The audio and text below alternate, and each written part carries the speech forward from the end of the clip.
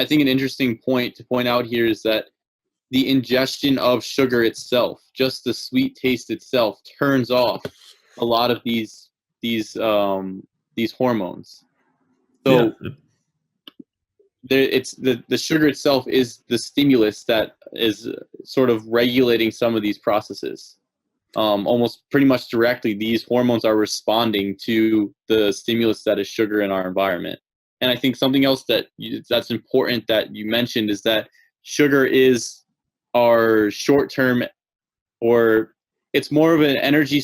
It's a signal of surplus energy, whereas the fat is sort of a signal of backup energy in an absence of sugar. So your body's always going to be having some usage of fatty acids. You're never going to fully get only the usage of sugar, but the amount of sugar that you're going to use in general is dependent upon how much you have in the environment. So it's a signal to your body that I have, I have, this is a stable environment for me. I have enough energy source coming in. I can meet my demands. I don't have to move to this backup system, which is efficient and necessary in certain circumstances, but it's not something, the ideal state wouldn't be to be running on it chronically or consistently.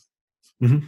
Yeah. And that's because of its down-regulating effects of those higher level functions. So that's a perfect bridge. And I think that's also a good bridge into kind of how just the general effects of how our food affects our blood sugar regulation.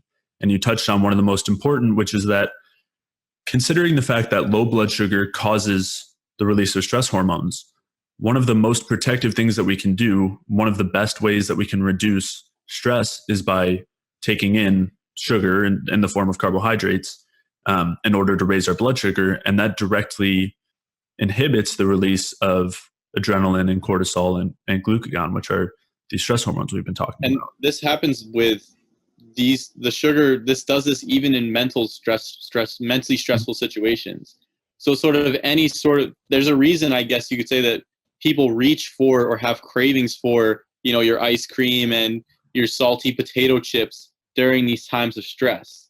And that's because your body's basically trying to counter-regulate the stress, trying to take in an energy source and lower these stress hormones so that it doesn't have to run on the stress hormones. It can run optimally on these exogenous sources.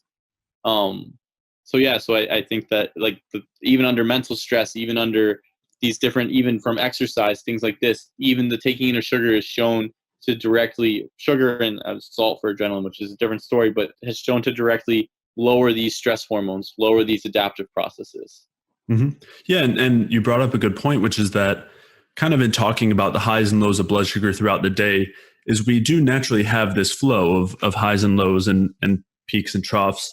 And at those lower points is when these symptoms come out. So the symptoms of low blood sugar, or the release of adrenaline and cortisol and glucagon, typically comes in the form of, you could have like hot flashes or feeling irritable. You often feel sweating. You feel very hungry. Shakiness, agitation. Mm-hmm.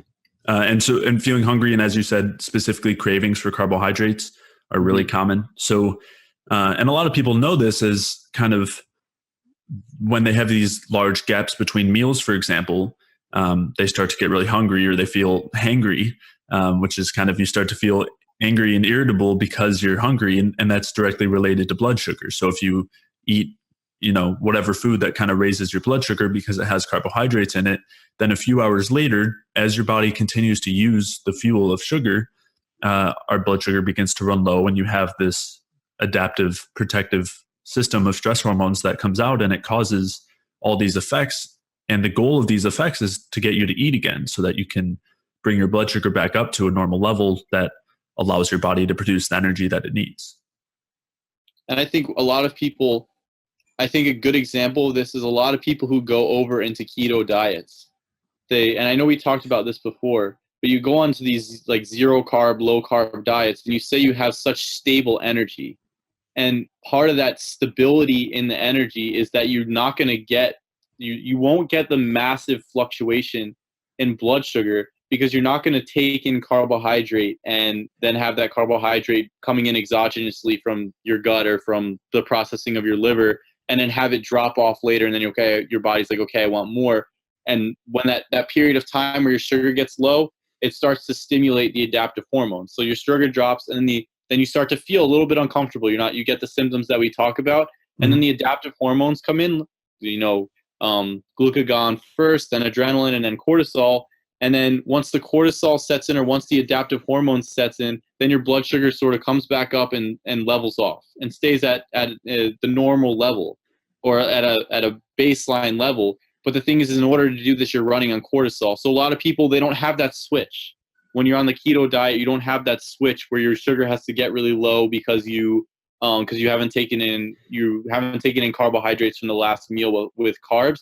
So you just run on cortisol consistently, and your body gets adapted to just running on the cortisol consistently, and it downregulates the sugar utilization and sort of upregulates fat utilization, so that it doesn't have to break down so much protein to produce the sugar. But that switch is, I think, what a lot of people feel. It's when the blood sugar drops, you get all those symptoms we just talked about, and then the adaptive hormones come on, and then you're okay. Once the adaptive hormones go on, you can function, you're fine. Once you get over the hunger pains or the hangriness, your cortisol comes back up, your blood sugar comes back up from the regulatory hormones, and then you're stable now. But now you're running on these regulatory hormones. And I think a lot of people, they know the switch that we're talking about. I think a lot of people, the Snicker commercials are a great example of this. Yeah, they are, definitely. You're not you when you're hungry. And I'll link to, I don't want to dive too much into the whole low carb keto thing, but I'll link to a couple articles talking about how that affects blood sugar regulation. And also, just to explain a little bit. So tip for someone who's not on a low carb diet, when you're eating carbohydrates throughout the day, that increases your blood sugar. And then if your blood sugar drops, you get hungry, you eat more carbs, it goes back up. And part of the reason for kind of the stability of a low carb or keto diet is because if you're not eating those carbohydrates, basically your blood sugar is constantly at a stable point by those stress hormones. You basically always have high levels of those stress hormones, and that's what maintains your blood sugar instead of eating carbohydrates. And that comes with a whole host of other problems, but it can result in that stability. And then another reason for that stability could be if you're not using the carbohydrates well, if your body can't produce energy very well from carbohydrates, which there's separate reasons for that, then they can run better on fats. But that's kind of outside the scope of blood sugar regulation, and I talk about that in those articles that I linked to. So I'll leave it at that.